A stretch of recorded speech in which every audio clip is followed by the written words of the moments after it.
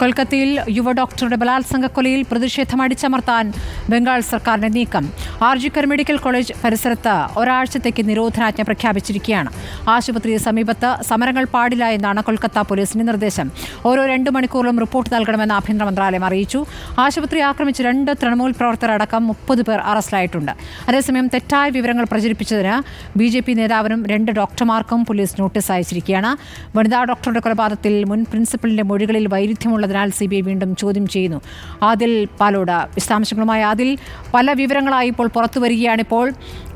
അവിടെ സമരം തുടരുന്ന ഡോക്ടർമാർക്ക് സമരം ചെയ്യാൻ പറ്റാത്തൊരു സാഹചര്യത്തിലേക്ക് നിരോധനാജ്ഞ പ്രഖ്യാപിച്ചിരിക്കുന്നു. എന്താണിപ്പോൾ ആശുപത്രി പരിസരത്ത് കാണാൻ കഴിയുന്നത്? അതിൽ തുടങ്ങാം. ഞാനിപ്പോൾ നിൽക്കുന്നത് CBI ഓഫീസിലാണ്, കൊൽക്കത്ത CBI ഓഫീസിലാണ്. CBI ഓഫീസിനുള്ളിലേക്ക് 10 മണിയോടെയാണ് മുൻ പ്രിൻസിപ്പൽ, ആർജിക്കാർ മെഡിക്കൽ കോളേജിലെ മുൻ പ്രിൻസിപ്പൽ സന്ദീപ് ഘോഷ് എത്തിയത്. ഇത് 3-ാം ദിവസമാണ് തുടർച്ചയായി സന്ദീപ് ഘോഷിനെ CBI ചോദ്യം ചെയ്യുന്നത്.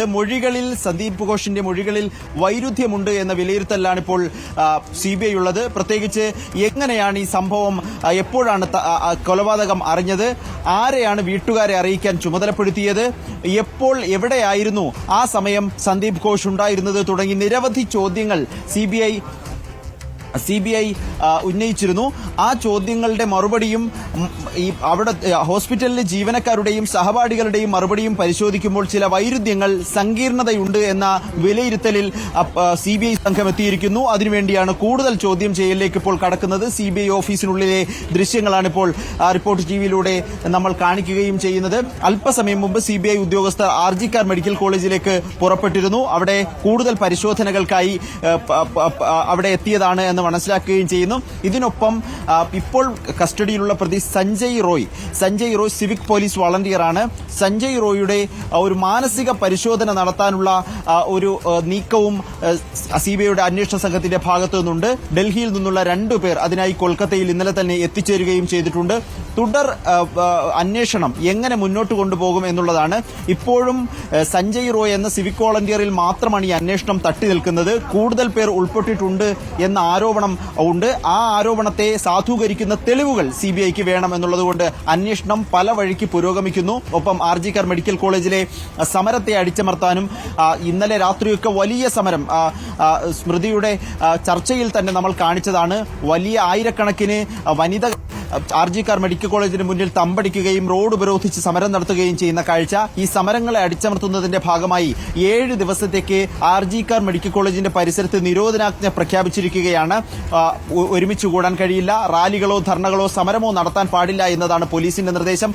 ഇനി അറിയേണ്ടത് ഈ പോലീസിന്റെ ഈ നിർദ്ദേശങ്ങളും നിയന്ത്രണങ്ങളും ഫലവത്തായി ഈ സമരങ്ങൾ അവസാനിക്കുമോ എന്നതാണ്. അല്ല, പോലീസിനെ തന്നെ നിയമം കയ്യിലെടുത്ത് പ്രതിഷേധക്കാർ മാറുമോ എന്ന തരത്തിൽ പല തരത്തിലുള്ള ചോദ്യങ്ങൾ ഇപ്പോഴും നിലനിൽക്കുന്നുണ്ട്. ഏതായാലും അന്വേഷണം ഒരു വഴിക്ക് പുരോഗമിക്കുന്നു, മറ്റൊരു വശത്ത് പ്രതിഷേധവും നിലനിൽക്കുന്നു. അതിനിടെയാണ് 150 മില്ലിഗ്രാം ബീജം ഈ കൊല്ലപ്പെട്ട പെൺകുട്ടിയുടെ ശരീരത്തിൽ നിന്നും കണ്ടെത്തിയെന്ന വാർത്തയും ചില പ്രതികരണങ്ങളും ഉണ്ടായിരുന്നു. അങ്ങനെ പ്രതികരിച്ചത് തെറ്റാണെന്നും അത് തെറ്റായ വിവരമാണെന്നും ആ തെറ്റ് പ്രതികരണമായി നൽകിയ ഡോക്ടർമാർക്ക് നോട്ടീസ് നൽകിക്കൊണ്ട് കൽക്കട്ട പോലീസ് ആസ്ഥാനത്തേക്ക് വിളിച്ചു വരുത്തുകയാണ്. ആ നിലയിൽ കൂടുതൽ സജീവമായി മാറുകയാണ് കേസ് അന്വേഷണവും ഒപ്പം ഇത് സംബന്ധിച്ചുള്ള പ്രതിഷേധങ്ങളും.